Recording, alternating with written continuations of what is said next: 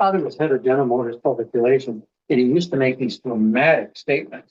And I learned at an early age just to let it go in one ear or out the other. And he knew that I wasn't going to change, anything that I did. So, Principal Boy, it's really about, for me, in my heart, being kind. It's not, again, how I would introduce myself. I'd introduce myself as the godfather of gay diversity training. So says the New York Times. So a nun did this, and the New York Times did that. Yeah, what other names did you go by? Besides Ryan, I don't have a drag name. Ryan, I've never. Well, some people will call me B, but or Bry. Ray calls me Bry, but I love my name.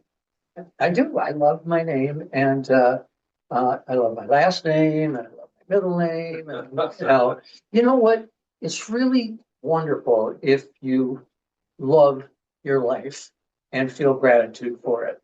And I'm going to be 78 in January, and we have a lot of time, Ray and I do, to be reflective right now in our lives about all the people who have touched us throughout our lives, made a difference in the way the stream flowed, many of whom are in this room. But I think if you live with gratitude, Robert, that you want for nothing. The person who feels they have everything wants for nothing. And that's, Ray and I lost all of our money. We gave it to friends who couldn't pay us back. And we had to downsize, sell 2 houses, and we're in a 2-bedroom in Wilton Manor. And we have never been happier. I'll get that. So going by what other names do you go by? Never Mr. McNaught. Ever. That was my father. Thank you. Did that answer? Sure. I mean, where I was going in the book, you talk about how you describe yourself. Yeah. And you describe yourself as a Catholic, and you said, as much, I use that descriptor as I do McNaught. Okay. And I do, so because of the things that you grew up with that sort of put you in context. Yeah. So yes, I grew up Catholic. I have 16 years of Catholic education. And one of the first corporations that I was speaking at was Belcor. This woman came, I talked about myself as being Irish Catholic, because that's part of my story. What I have done for 50 years is tell my story. Seriously, in Mumbai, Tokyo, Singapore, Hong Kong, Melbourne, Sydney, New York, all across the country, what I've done is tell my story. Now, there are times that I have this voice saying, oh my God, I'm so bored. But I know that telling our stories puts a face on the issue for people, and it enables them to relate to us, right? So I was doing this presentation at Belcor and identified myself as Irish Catholic, and this woman came up to me when it was over, and she said, I don't want you referring to yourself as Irish Catholic. I'm Irish Catholic, and you don't represent me. I said, how would you like me to describe myself? Jewish? My life has seriously been guided by the Sermon on the Mount and the Beatitudes. Nothing else, not anything Paul wrote, nothing about Dan, nothing. The Sermon on the Mount has been my guidepost. And the prayer of St. Francis, Ray and I say it every morning. How can I be of service? But I still identify myself as Catholic, as the book says. I don't go to Mass, I don't go to confession, I haven't received communion, I don't believe it's the body and blood of Christ. But I'm still a follower of Jesus. But I'm also a follower of Buddha, and I'm a follower of Lao Tzu with the Tao Te Ching. I've mixed them all up, right? But I don't let go of the name Irish Catholic, because no one can take it away from me. And if the Pope tried, I would dismiss it. Seriously, that's the way my life has worked. if it doesn't, if what's coming here does not make sense to me, I just dismiss it and move on, right? Because I have to make my own way. I have to, make my own decisions. How Ray and I say every morning, today I'm going to work to be the person that I aspire to be. So, and that keeps changing. It keeps expanding. And my hope is that when I die, I will have achieved that point of being sort of free, free of judgment. Hello. I sort of sometimes think of myself as the world's policeman, you shouldn't have cut in there. So I'm learning to let go of all of that. And it's been really helpful to me to not try to be in control. Some people are smiling, not try to be in control all the time. I don't need to be. You all have your own lives, live them. But my life has been about spirituality. That's what's guided this loving kindness. And when I got to the point where I didn't believe that Jesus was the only Son of God, I had to start looking elsewhere. The book Siddhartha was very powerful in my life, where he goes off and has to find his truth. And he has all kinds of experiences, hedonistic and fasting for days and doing all these things to see if he can find what is right for me. And he did, and I thought, I can too, right? But it means letting go, letting go of disapproval, letting go of dogma. That's a big one. If somebody wants you to believe dogma, walk slowly out the door because it is not going to be the space where you're going to grow happy and where you're going to understand your own divinity. So back to, I can ask me one question and. That is the point of all of these things, is to let you expound, because we're talking about you, and in that, hopefully by what Brian says, you'll be inclined to want to read the book if you have not already read it. So we're not talking about the specifics of the book, but the things that the book was generated from, so that you'll be inclined to want to see how he got there. This is my 15th. And it's my favorite of all the books that I've done. And friends told me, when you start writing your memoir, realize one, that you don't need to make a point, because in all my columns that I've written in the gay press for 20 years, all of my Facebook posts, all of my other books had a point. And you were hopefully you'd get the point, right? And this friend said, no points for the memoir. Start writing and do not stop until you've run out of things to say. Then go back and make, changes in chapters, etc., correct spelling or whatever. So, but the memoir for me summarizes this journey, right, for me. And why do other people need to know it? You don't. But if you'd like to know, how this altar boy ended up being invited by corporations to talk to people around the world. When I was 26, I worked for a Catholic newspaper in Detroit. A lot of you know this story. And I started the Detroit chapter of Dignity. And when it was made known that I was identifying as gay and Catholic, they dropped my column. I had a regular popular column. They dropped my column. Well, that caused a big stir in the archdiocese. And after they dropped my column, no one would talk to me anymore in the building. We used to have coffee in the morning, right? And hey, Brian, how you doing? Silence in the newsroom, right? And so I didn't know where this was going, right? All I did was say I'm gay. You all said that doesn't matter. I took them all to lunch, one by one, the staff, before I did this. And every one of them said, that's fine. We're cool with that.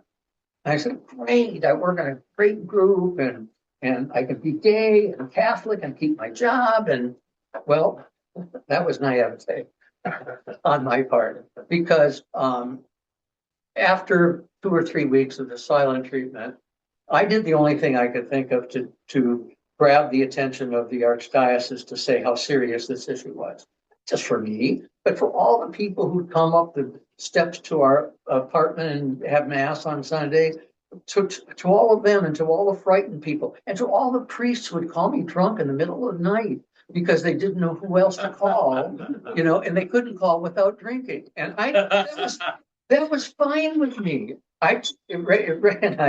You know, I would take calls at 3 a.m, wouldn't I? I would jump up and I'd say, I'll get it, because I knew, and that's when we had landlines. I knew that it was going to be somebody in need. So what I did was I went on a hunger fast. I said I wasn't going to eat any food or drink any liquid other than water, and until the bishops of Detroit pledged to educate. That's all I've been looking for since I started this whole thing. But and so after 24 days, the bishop said, well, if you will stop this, we will work to educate the clergy. I stopped it and I was formally fired. And I thought, what am I going to do? I had all these ideas about what my life was going to be like. And then I got an inquiry from a gay newspaper, Philadelphia or Chicago, saying, you know, you wrote a column for them. Would you write a column for us? I said, sure. And so I wrote a column for them, and 10 newspapers wanted a column. So people were reading the column all over the country, same column, right? But I'd send carbon copies. Do you remember carbon copies? We didn't have a copier at the time, so carbon copies. I sent them across the country, and a reputation started to grow. But it was about that you could read Brian McNaught and give the piece to your parents because he's too great. You know, my message was about self-love. You know, don't take orders from others about who you are. You're good. You know, you don't have to make excuses. It's not second best. And that went on for 12 years. And then soon after that, colleges got in touch with me, and one did, and said, would you come and speak to our students? You know, initially it was one class. Funny story. The second college I spoke at, the human sexuality professor asked to meet with me in his office in advance of me speaking to his students. And he said to me, Brian, I want you to know that I'm not attracted to you. And I said, well, I'm not attracted to you either. And he said, why not? There's some stories along for all of us. All of us have stories about amazing things that have happened in our life and people who have come into it. But I ended up speaking at over 200 colleges. And then I thought, you're getting too old. You know, you're 26. But no, I was like 28. And I thought, you know what? They need younger role models. So then I got contacted by a corporation. They said, you know, would you do a workshop for us on gay issues? It was the first one in the world. You know, I created this 8-hour training that was the first one ever done in any corporation.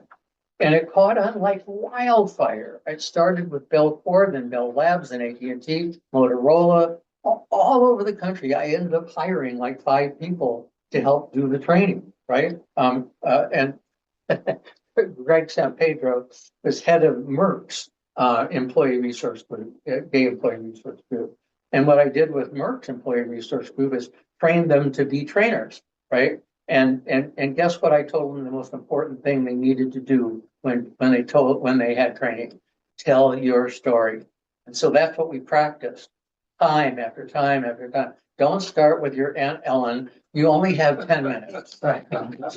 Start with the most important things that they need to know about you, right? And so that's basically what I did. Sometimes I'd look at my watch and I'd have 10 minutes and I thought, you know, usually I have an hour to do my story, but there have been questions and whatever. And so I learned to tell my story in 10 minutes, which was amazing. Ray says, I don't think so.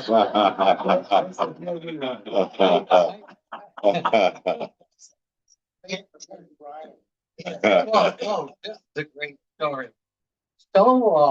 Stonewall honored me with an incredible life achievement award. You know, awards keep changing names, but a few years ago they had the banquet and Carson Kressley flew down to give me the award because he has read my stuff and really related to it. So they said, and there was a woman that got an award, and they said to both of us, you have 5 minutes. 5 minutes. I thought, I never said something in 5 minutes. I said, okay. And I practiced and practiced and practiced because I wanted to do what they wanted me to do. So when it was my turn, I got up there and my plan was to speak for 5 minutes. Well, it went a little longer. It was 15 minutes. And I got a wonderful standing ovation, and people came up afterwards and said, what a great talk you gave. And then the next day I was part of the National Advisory Council, and we were meeting, and we were asked, what did you learn? Something new yesterday. And I said, I learned how much you can cram into 5 minutes.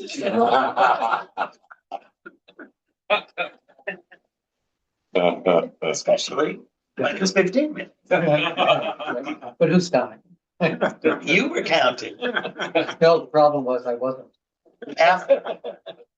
So what was the one thing or the two things that you learned over the many years that you did both universities and corporate speaking? What did you learn about the changing world?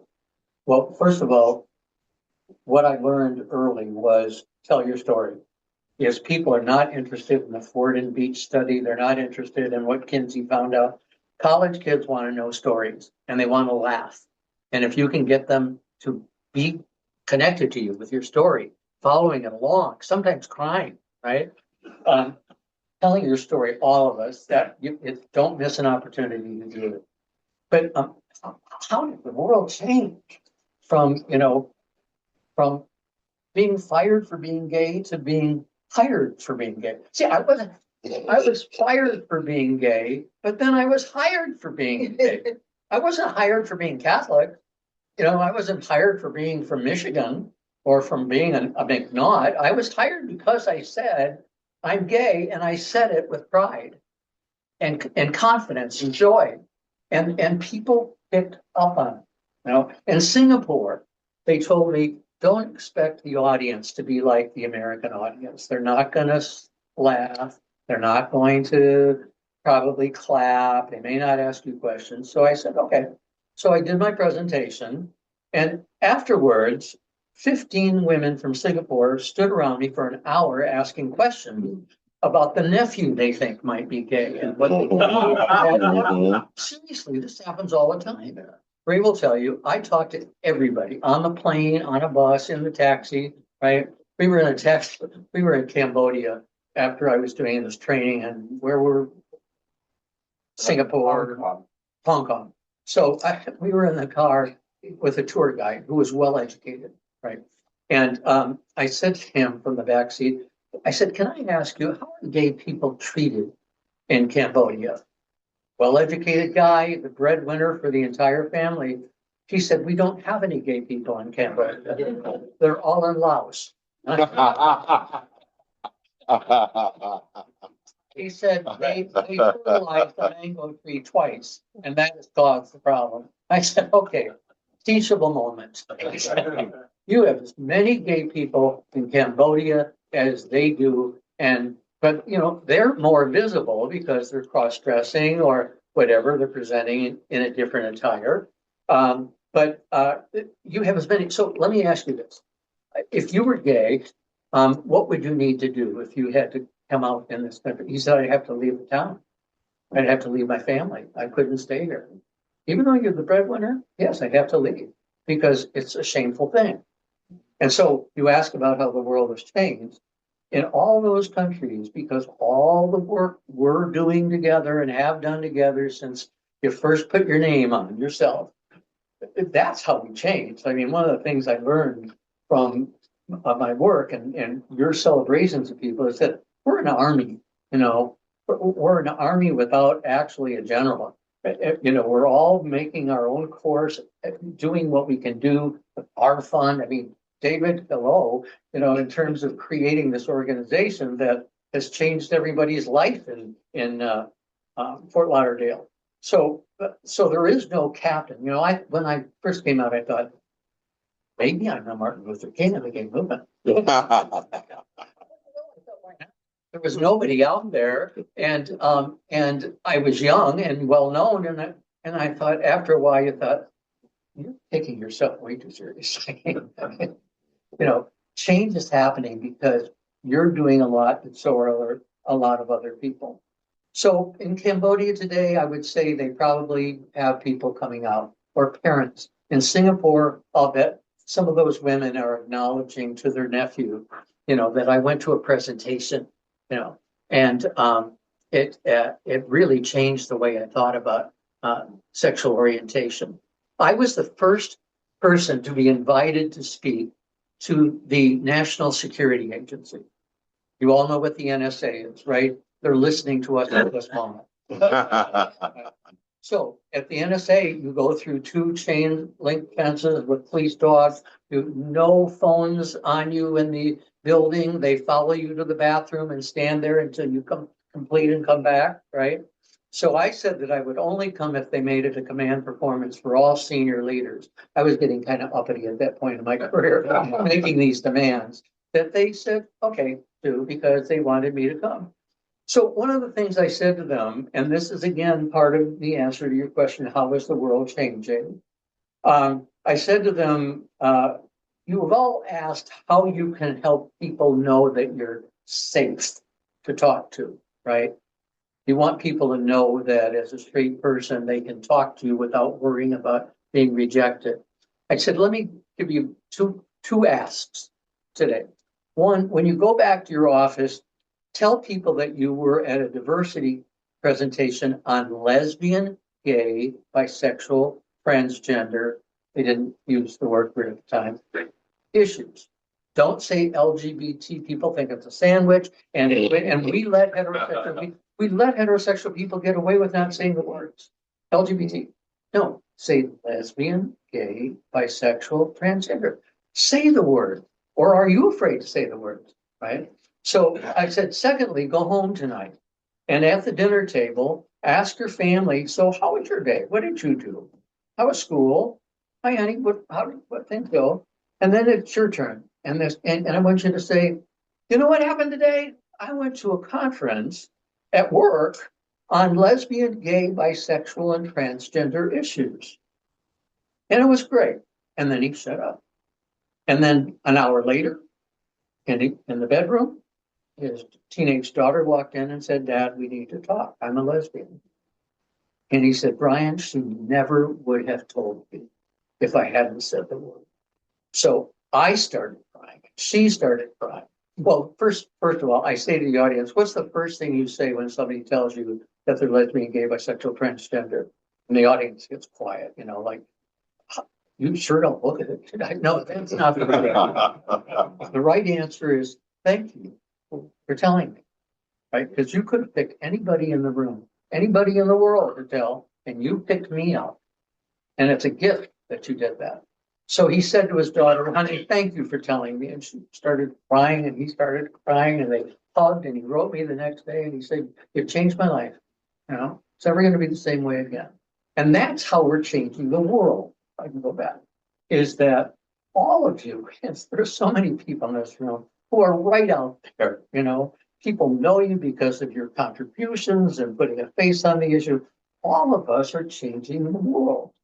Because and it's a much less scary place. Young people have no idea what we've done, and it's okay.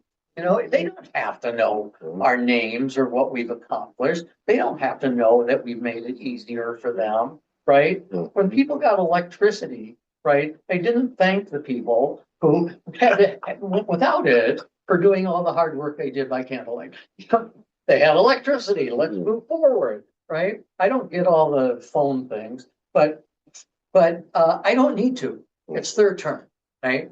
And I've had my turn, and I still have, I hope, some years left to learn more things and to share more stories, because that's what changes things. But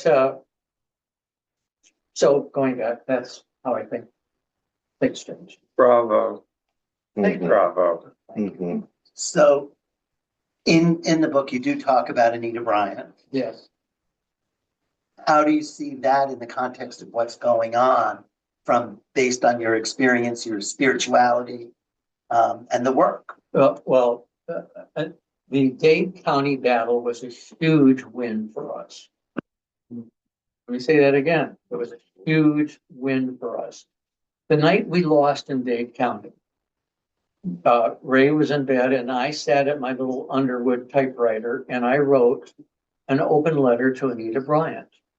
Dear Anita, it was called. And the New York Times was going to publish it in their Sunday magazine. And they put it off to the point where they felt that it was, not timely anymore.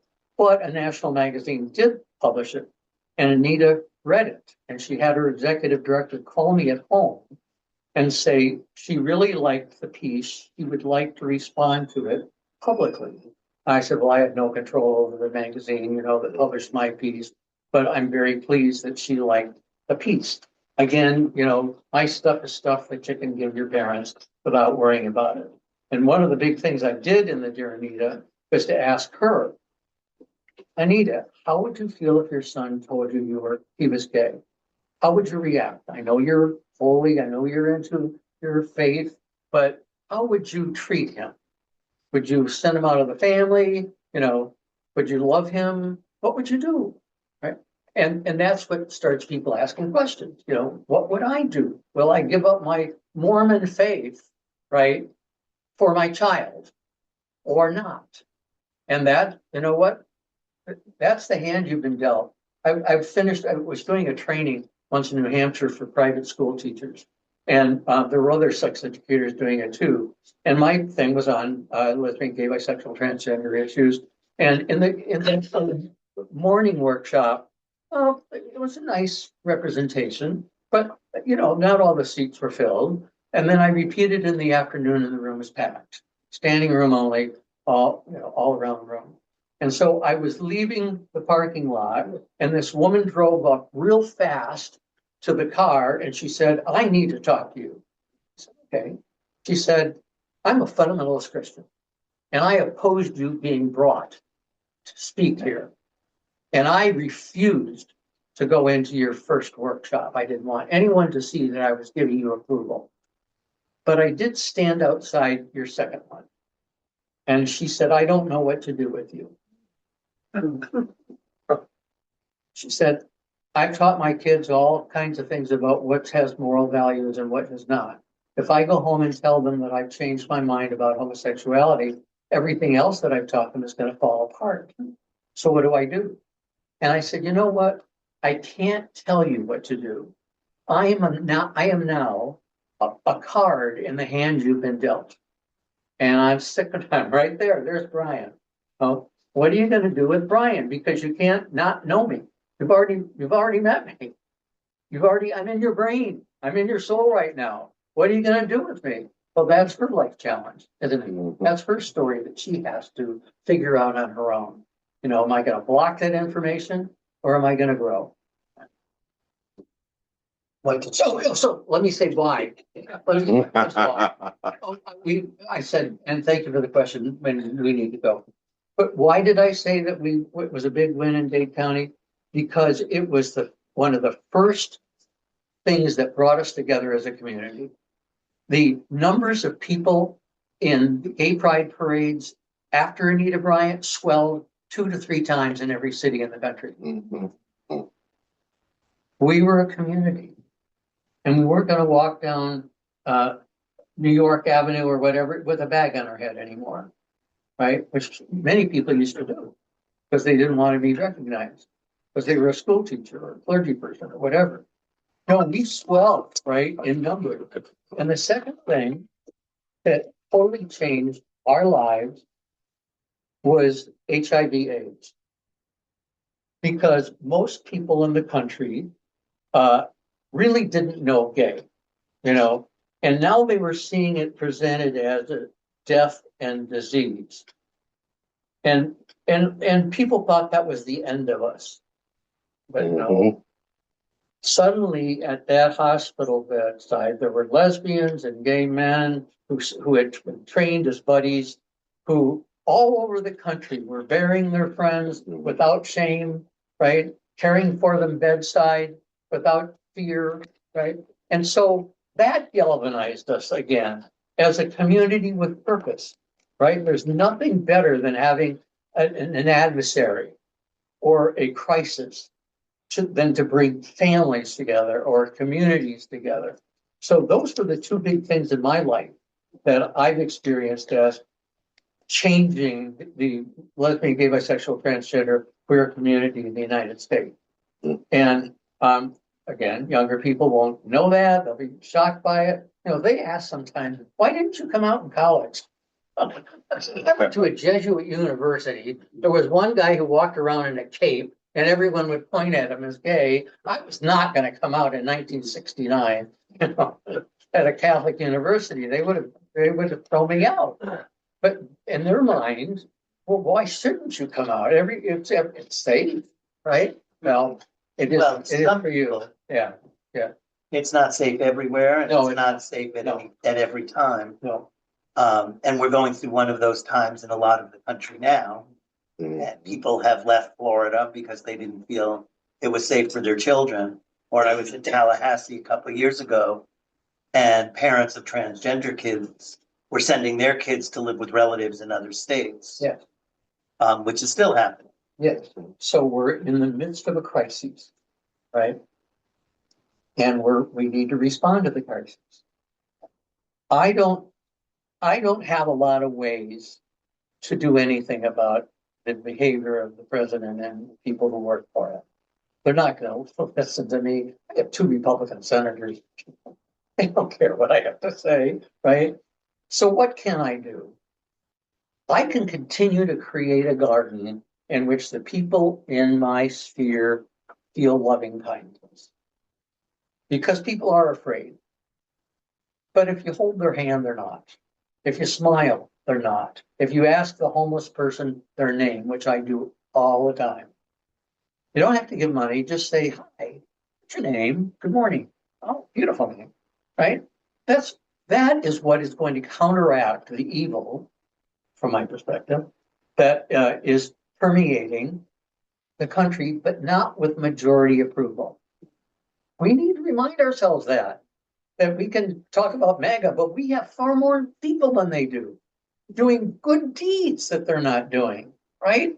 And their children are watching them, right? And people are watching us too. So yes, it's a terrible time, but guess what? You gave an example of the parents of a transgender child, right? Moving in and taking care of that child. Would that have happened before?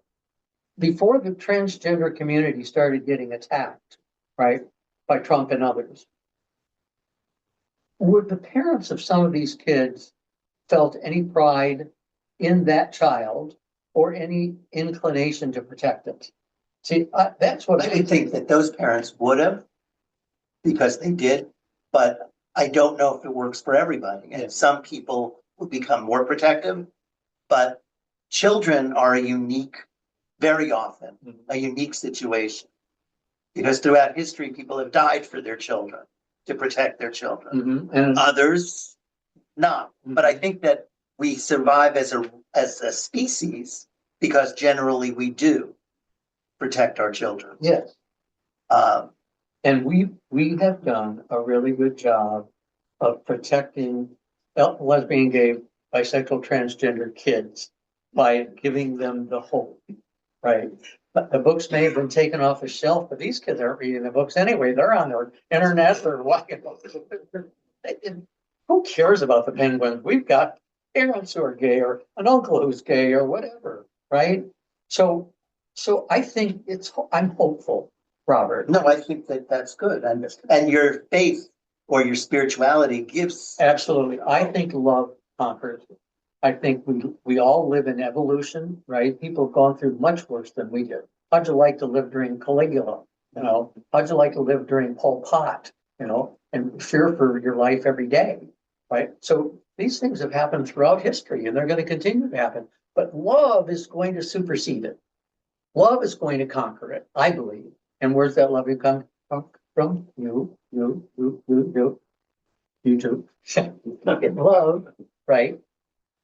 For the people we work with, for the parent that we call, or the sibling that we give one more chance to, you know, that is what's helping change the world. And I think with some certainty that we need to keep working, but we also need to be proudful happy, whole individuals who know their own divinity. My book is about the divinity within. I used to pray to a God out there. And then I prayed to Jesus and decided he wasn't the only son of God. So I went looking for God. And then found out that it's in me and in you. And they're all connected, right? We're all the same organism.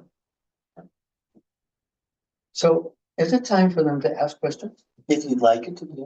Yes, I would, because I don't want anyone to fall asleep. And if you're given the opportunity to ask a question, those brain cells will start. Right. Yes, When you were fired from your job yes, at your young age, do you think that would happen today with the Catholic organization? yes. They would still fire you? It depends on the diocese. That's true. The bishop of the diocese or the cardinal of the diocese sets the tone for the entire diocese, regardless of what the Pope says. The Pope sends out a message worldwide, but the bishops don't have to obey it. They're in charge of their diocese. So gay school teachers are still being fired in some places in the country, right? And in other places, parishes are welcoming gay people and schools are welcoming gay people. It depends on where you are, but it's not a universal movement forward. And that does make it difficult because people like consistency. And if you don't get consistency from your religion, Right, that can make people very uncomfortable. right. So my answer is don't pay any attention to the Archbishop. He has no authority over your life. None. Yes, to carry out his directives, right?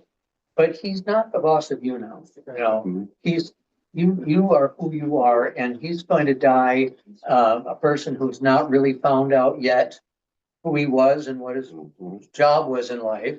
And you're far ahead of him in terms of, you know, having this incredible awakening experience. Does that make sense to you? It's just, and if the parish is awful, change parishes. You worked under a couple of bishops that probably were not your favorites. Law being one of them. Oh my God. Cardinal Law, you all know his name. He was the worst bishop in the country, and he was head of the Boston Archdiocese. And so when I was in Boston, serendipitously, Cardinal Law was sitting on this side of the aisle of the airplane, and I was on this side of the aisle of the airplane. And, you know, some people think, oh, you can't say anything to the cardinal. That's just respectful. He's not religious. So I said to him, Cardinal Law, did you read my book? He looked at me and said, I'm sorry, what book? And I said, selected writings, a disturbed piece, selected writings of an Irish Catholic homosexual. He said, I never received it. I said, you actually did, because a priest in Chicago who had the money bought copies for every bishop in the country and sent them a copy. So you may not have read it, but you did receive it. I don't recall. So then he started going into his papers that he had worked on. I said, Brian, you've made your point. No, there's no sense in harassing him. That's not what you're up for. You're just saying, hey, you're holding your seat and I'm holding mine. Right? Without excuses, without fear, without anything but self-love. And the knowledge that I'm right and you're not. Right? Yeah. Like, Yeah, if you still maintain and uphold your Catholic belief, but you also feel like you're a part of Judaism and Quakers and everybody else, wouldn't that make you a Unitarian? Ray and I tried that. And we also tried Center for Spiritual Living. But what we found was, even though it was much less intense, all of them have their own dogmas. Center for Spiritual Living has a dogma, you know, about imagining your future and living that out, etc. And so I got kind of creeped out because I wasn't feeling the peace there that I feel sitting across from Ray on a Sunday morning talking about our fears and feelings, right? That's what I want to talk about, deep conversations, but I'm not going to have at CSL because they have somebody preaching, right? So, and I don't identify in terms of Catholic faith. I don't want, I'm not giving anyone the privilege of telling me I'm not a Catholic. You know, it's none of their business, right? Only 33% of Catholics believe that the host is really the body of Christ and that the wine is really the blood of, only 33%, right? Now they consider themselves Catholics. Mhm. According to the Curia, they certainly are not. You know, they're excommunicated.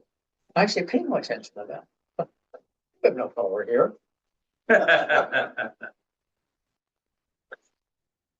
Hey, Brian, during your time in Boston, you were the mayor's liaison to the gay community. Can you share a story that was, say, particularly difficult for you when you were in that role? Thank you for the question. I know you know the answer, but when I came out as gay and Catholic, I was immediately suspicious to gay leaders and to Catholic leaders. I didn't have a home, right? Even though my name was known, the National Gay Task Force, which is what it was called at the time, was led by people who hated the Catholic Church, right? So if I'm Catholic, then I'm suspicious, right? Without even asking me, you know, Brian, what is it that you believe, right? So when I was selected to be the mayor's liaison to the gay community, the Fag Rag Collective, right, which are the most radical gay people there would be in Boston at the time, put a poster on every tree in the Boston Common with my face, saying the mayor's new liaison invites you to a public orgy in the Boston Common. Bring toys and boys, slings and things, co-sponsored by Dignity and Integrity, which is the Episcopal group, right? So, you knew right away, where you stood with that group. And it took me a long time to feel like I belonged in the leadership, even now, the leadership of gay activity in every church feels like they're outside. They're really not welcome in the inner sanctum of leadership, right?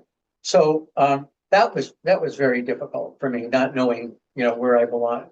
The most exciting thing for me was, in terms of feeling I was doing something, was that in 1982, when I started, I got a phone call from a friend in Minnesota who told me that he had a Kaposi sarcoma, and my papers are at Cornell, and there's a piece of paper there that has the most ridiculous spelling of Kaposi sarcoma and pneumocystis carinii pneumonia. I mean, I didn't know what they were, but he had them, right? And he was my friend. And so I thought, well, I need to know about this. So I started doing research, and I went to the mayor's office and I said, we need to create a mayor's task force on AIDS. And they said, Brian, there are 3 cases in Massachusetts. You're overreacting. I said, okay, please read these clippings from the New York Times and these clippings from the Los Angeles Times and the San Francisco Chronicle about what's happening in their communities. So they said, okay. So I brought together the Red Cross, the state epidemiologist, the city epidemiologist, people from City Hospital. You know what the biggest issue for the people from City Hospital was? The nurses. Not that they were afraid of HIV, but they had never seen 2 men hold hands before. So when they were walking into the room and saw affection, it jarred them, and they backed off a bit because they didn't know how to handle it. Was this right? Does my faith allow this? But so we brought them on board, and we all helped each other give reports every week. And I wrote a column about it in Gay Community News to let every gay person know, okay, this is what we know, this is what we know if poppers are involved. This is what we know about, oral sex. This is what we know. So people at least, so we had no ACT UP in Boston, did we? ACT UP was in New York. ACT UP, we didn't need it in Boston because no one was withholding any information, right? So, but again, that's because we take positive action and trust people with the truth. Anybody else? Yes, right. So I've been really struggling lately, but obviously with this continued administration, I feel like 20 years ago, we were fighting at Merck in particular for domestic partner benefits. And there was only 5 employee research groups, and we were one of the 5. And of course, all the straight white men were, well, where's our group? Like, Yeah. why do you get this group? I'm like, we're fighting for benefits that you can Already get married and have. Like, we can't do it. So I remember divorcing my wife like in October of 2004 and putting William on my benefits that same day because I was finally allowed in 2004. I just feel now like so torn between what's happening with the transgender community. And I'm wondering, did we become too much in your face? Like, I don't know, should boys be playing in girls' sports who are transitioning to, like, I struggle because at Merck, the transgender community was part of us until they didn't need us anymore because they were transitioning to a woman or transitioning to a man. And they didn't, I don't think they felt, at least when I was president of the employee research group, I don't think they felt that they should be part of our community anymore, even though we were very much protecting of them. Right. Like the whole bathroom issue at Merck for, you know, this poor woman who was transitioning and they assigned her a 4th floor bathroom and put her name on it. Yeah. But that was 20 years ago. But now these transgendered athletes are playing in sports and it's not only that, obviously. Did we become too woke? Did we like, Oh, I hate the word woke. I know, it is. It's And hard. listen, I'm woke. Just want, I embrace it for myself, but I think they use it in a terrible way. But go ahead. No, I'm just saying, like, it just feels like Jeremy has a 92-year-old grandmother that's still alive. He actually has 2. One's 95 and one's 92. And we have never, like, even kissed goodnight in front of her because she knows we're married. Like, none of our grandchildren have anything to do with her because we're living in sin. And this is like in 2025, but she's 92. So we just respect the fact that Right. she's never going to change, even though she's seen So she lives to 102. the love that we've For the had. next 10 years, are you not going to kiss in front of her? In front of her? See, we have to make those I decisions. know. I it's so difficult. can't, I am not an expert on sports and transgender and hormones and all that. I think most of us in the room are confused by the issue. Some have very strong feelings in the room about it. A lot of us are confused. They don't know which way to go. So sometimes I just admit that, I have many, many transgender friends, but I don't know, how to respond to this issue because, it's a showstopper for a lot of people. You need to believe this if you're a gay person and support it. I'm not sure I do, right? But going back to Grandma, Yeah. start with holding hands and kissing his hand in front of Grandma. She won't have a heart attack, I promise you. Hold his hand. They're Trump supporters. It's really hard. What's that? Said they're Trump They're Western Pennsylvania Trump supporters. But there are Trump people who have gay children. And gay. She had 3 of her grandchildren are gay. Okay, have they told her? Oh, yeah, I mean, Okay, I mean, so that's a card in her. but why do you have to get married? It's a sin, according to the Bible. I'm sorry. I This, don't remember Jesus talking about that. I know. I mean, these are just, Okay, so it's the Greg, world we live in. It's just tough right now, I think. it is. It's challenging. And Like, I had to take a sticker off my car because I honestly felt threatened. I've had rocks thrown into our pool area. There's not a gay flag anywhere in our house. My daughter had infertility, so she gave me a sticker for the back of my car, like love makes a family, and it was a rainbow. But like after what happened with Charlie Kirk and that, I went to the hospital one night after the shooting because the killer was dating a transgender man who was transitioning to a female. Like, You And you can't control any of that. Oh, I know, but like, It's not your story. uh, You know, it's not your story. And what you can do is, you know, send loving thoughts to Charlie Kirk and his family and stop, right? You don't have to go any further than that. Right. And then don't engage with people on the whole thing because it's only going to upset you and there's no need to do that. You agree with that? well, to your, I mean, I've spent all my life or most of my life working on the Universal Declaration of Human Rights. And I believe that unless you accept people for who they are, then you can never expect them to accept you. Right. And you have to be strong enough to believe in yourself. And I think that that's pretty much what Brian is just saying. The only thing you can do is be the best you that you can be. Absolutely. And I remember just one quick story. I was giving a speech in Egypt about the Universal Declaration of Human Rights, and it was during the Arab Spring. And this woman said, "Can I drive you back to the hotel after I finished?" And her husband got in the car, her son got in the car, and then she got in the car. And before she turned on the ignition, which I thought it was peculiar that her husband sat in the back, she said, "If we have human rights in Egypt after Mubarak is gone, will my imam have to marry same-sex couples?" She said, "Because if he does, then I'm not sure that human rights is right for Egypt." And I said, first off, that's not what we talked about. Secondly, if you've decided that homosexuals do not get justice under the law in Egypt, then you can't complain when the West says we don't want any Muslims in England or in the United States, because you are opening that box. And if you think that hate is okay for you, but it's not okay for somebody else, you're mistaken. And she sat there, she turned on the car, she started driving, and she said, "I think we can have human rights in Egypt." So I think that it works in all of those ways. Your fear is what's holding you back and making it much more difficult. Right, but it's your fear. And that's the problem. And what Brian was talking about is finding the strength inside so that that fear is mitigated or gone.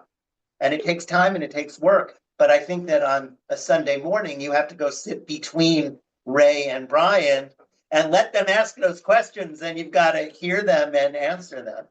Yeah. Chris. I don't know you, but I live on 15th Avenue. yeah, Past our house, we fly a pride flag and a US flag. I'm on 13, so. Right? Everyone thinks it's a gay guest house. We fly it. Yeah. I have people stop me there. I'm outside doing lawn work. They will stop me. I had a straight couple stop me the other day and say, "Thank you." Yeah, no, We're so appreciative of going past your house and seeing the pride flag fly. So people do appreciate it. You just do it. yeah. Don't make negative assumptions. That's right. You know, don't assume people are going to throw a rock at you, right? It's all about our attitude. Yeah, I was just Gabby. gonna say that, my mother will be 101 in March. And I couldn't go home for 25 years. But I did social justice work, and Dr. King said to give up hope on another human being is the greatest act of violence we can commit against them. So I always kept in touch. And I always keep in touch. Robbie and I are there with her. She dearly loves Robbie now. Yeah.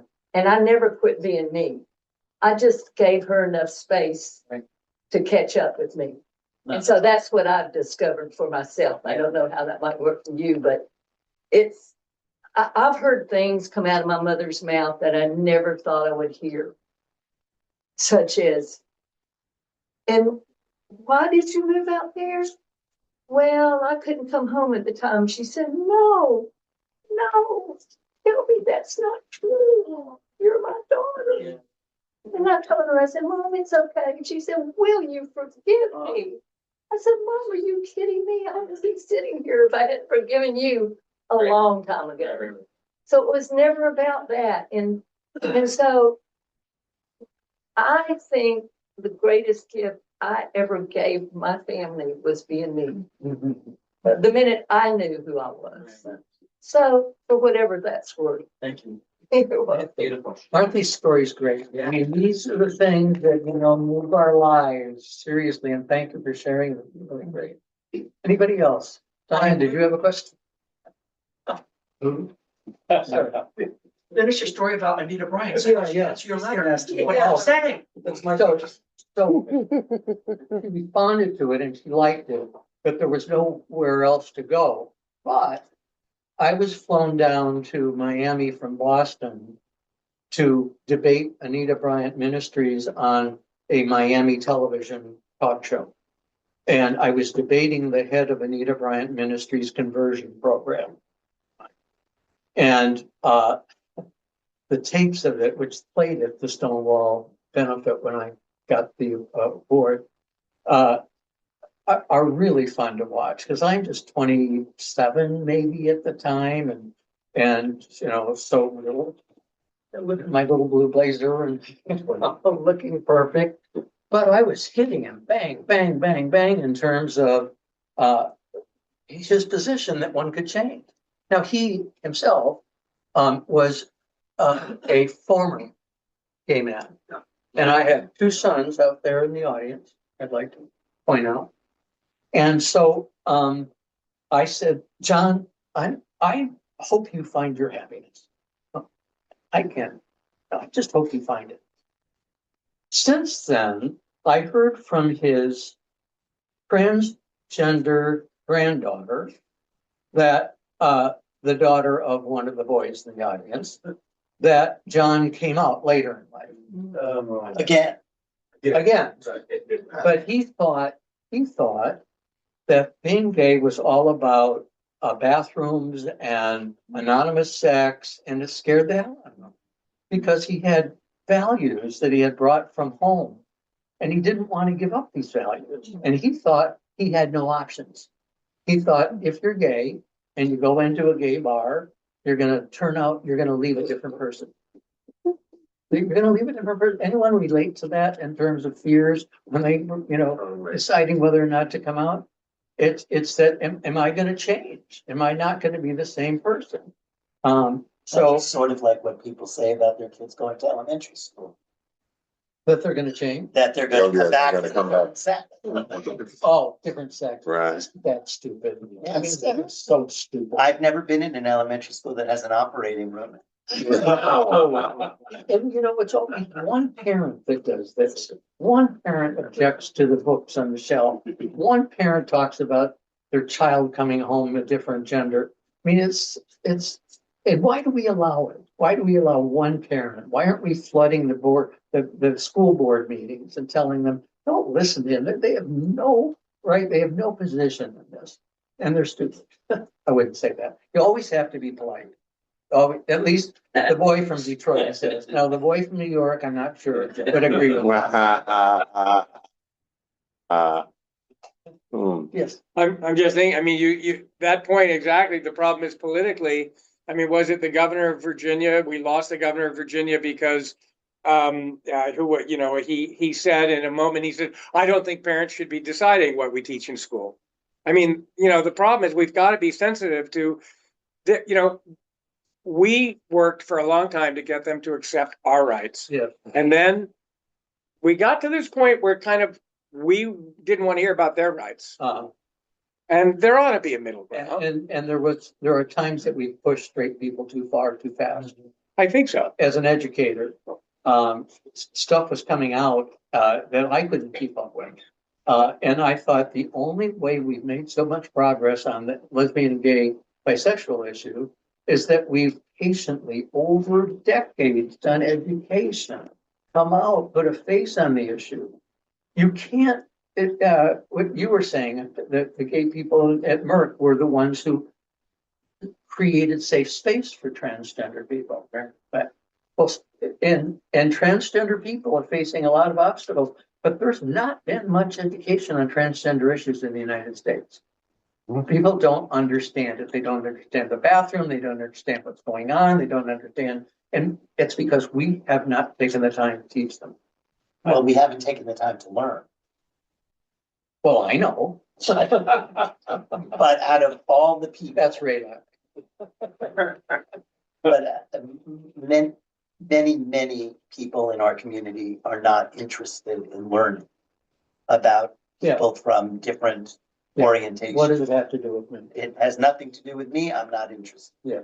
And that's part of the problem. But I think what you just said was interesting, but I think that there are two ways of looking at that. In both civil rights, abolition, women's rights, there were always the people out there that were very aggressive and pushed very hard. Thank you. And that allowed people like Abraham Lincoln or Lyndon Baines Johnson to do what they did as people started to change. So I think it's a mixture of information, activism, and leading from behind. And it's Activism, all of those things that have to come together in order to make that kind of progress. activism can make people educable, but not by the activists. Right? Correct. But you activism need the activists to in get their order to- attention. Exactly. And once you have their attention, they're teachable, but not by that style of teaching. But they become aware that it's an issue. Yes, it's an issue that they're not well grounded in. And if somebody's offering to teach them about it and lower the fear level, that's what I often say. Listen, I'm not here to change your mind. I just want you to be less fearful. And it was sort of the ACT UP was very activist and very in your face. And then HRC worked with members of Congress and worked with state and local governments and moved the debate in a different way. But you needed those two in order to make people aware that it was an issue. And there were people in our community who hated ACT UP, and there were people in our community who hated HRC. Right. Because, pardon? Hello, I said hello, I'm sorry. You're absolutely right. You're absolutely right. And that still exists. That's right. It does exist because we're all different, and we're all in different places because of our parents and our school teachers and, but celebrate that. We have life. We have this wonderful thing, life, to take as our own, right? And to say between now and when I die, this is the person I want to be. Okay, we're gonna do one more question, then we have food and stuff. I don't have a question. I want to take advantage of an opportunity. Brian, I love you. Absolutely. But I also love every gay man, woman who chose to write about us.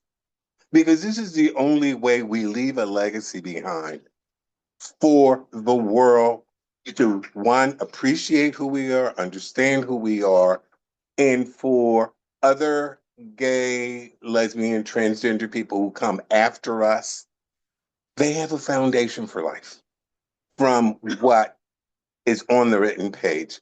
I love the fact that videos are made. I want you to make more of those if you haven't made enough yet. Because we cannot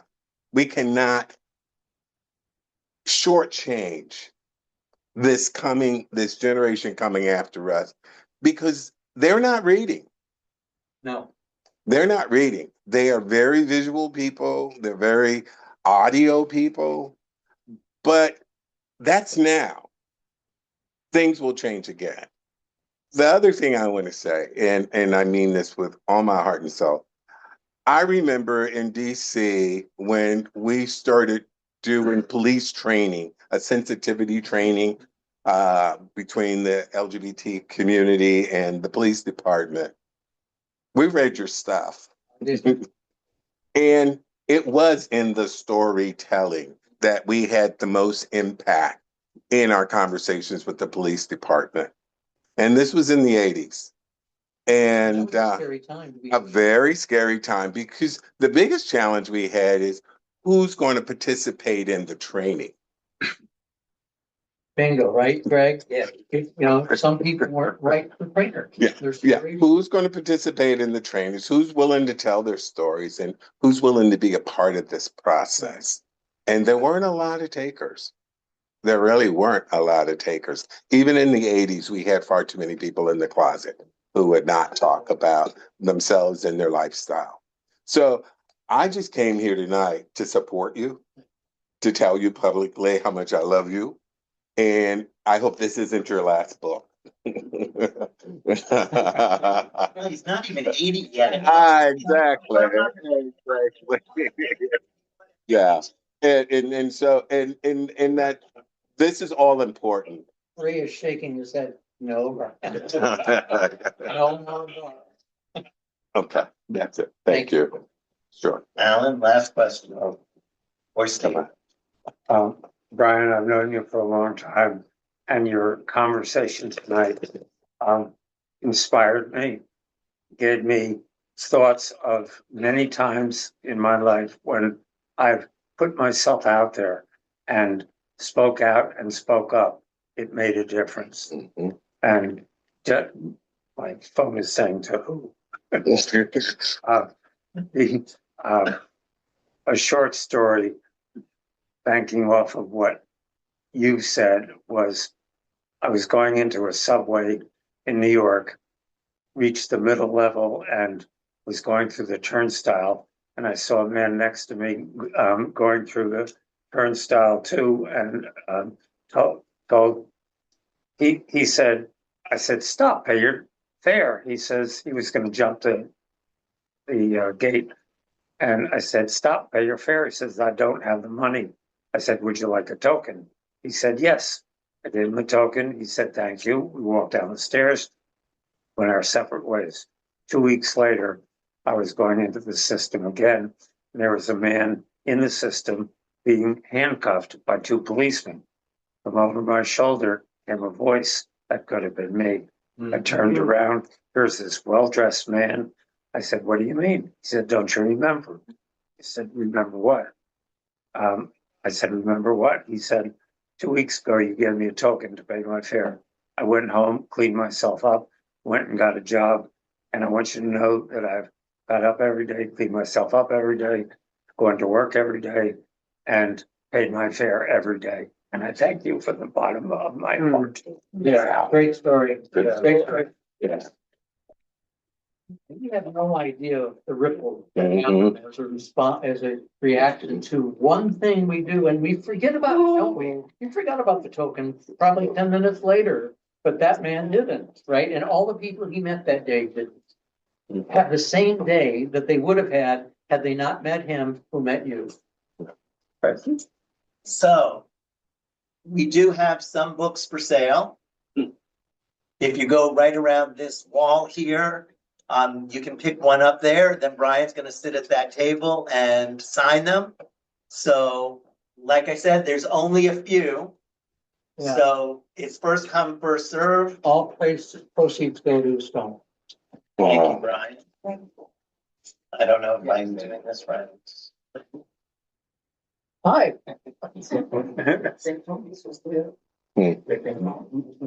Okay, so once again, there's food on this side to your right, and there are books to your left.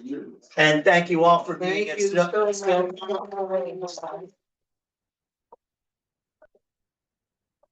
And these are the kinds of things we do here, so I hope you will come back and join us again.